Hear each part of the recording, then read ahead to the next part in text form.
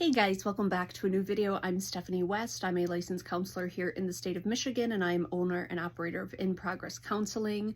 I share often that I work with people that are typically going through some type of life transition. So it could be they are entering a brand new stage of life. It could be something disruptive has happened and they have to kind of reconfigure and reorganize. It could be voluntarily stepping towards something big and something new. But often I will spend time with people who are trying to craft a new reality as they move from one season to the next. And what can often happen is the contemplation stage, the thinking about stage, for some can last a really long time. Because often we think just because we know something that it will somehow translate into change. And I'll often use, it's a bit of a simplistic analogy, but you can extrapolate it out into other areas. I'll use the example with clients of, let's say I have this head knowledge around tooth decay, and I know that to work against tooth decay, I'm going to want to enlist the help of like a toothbrush and toothpaste and mouthwash. It's like no matter how much I know about that, until I pick up the toothbrush or I pick up the mouthwash or I pick up the toothpaste and do something with it, I'm not going to prevent further tooth decay. It doesn't work typically.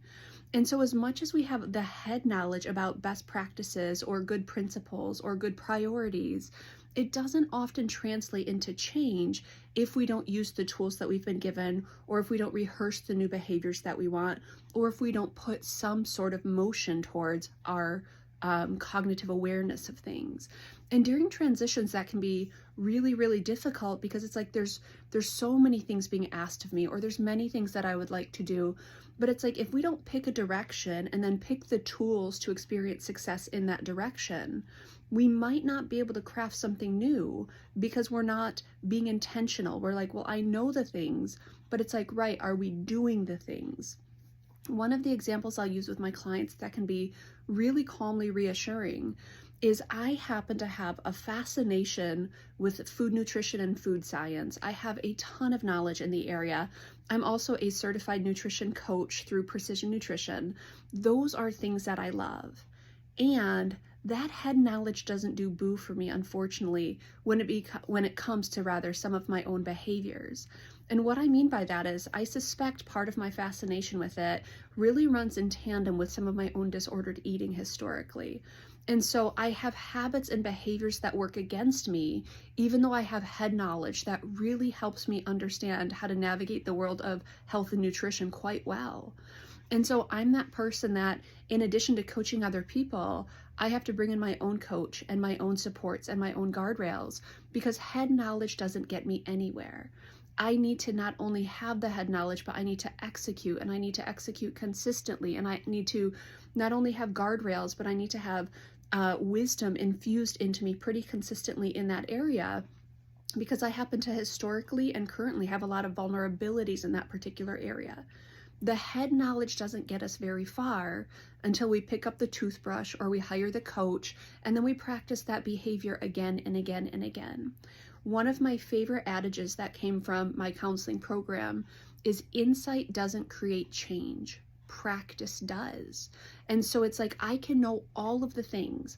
I can know my vulnerabilities, I can know best practices, I can know the direction I want to go. And it doesn't do much until I pick up the toothbrush or until I take the first little step. And I don't know what that first step is for you. I don't know the area that you're looking at addressing right now, but systematic change is a beautiful opportunity to create a new future. But systematic change means there has to be a first step and then a next step. And then we practice that enough until it becomes our normal. And I'm coming at this from a place of humility, saying my head knowledge doesn't do much. And there's a lot of it. I've spent years studying a diverse amount of things and really trying to understand the world around me. But unless I do something with that knowledge, unless I put it in a direction, take a step, commit to it, and put action behind it in a consistent way, I'm not going to get very far towards the life that I want to be building or creating. And so as I walk with people going through transitions, it's like, yes, concepts, yes, ideas, yes, change. And what are we going to do as our first step?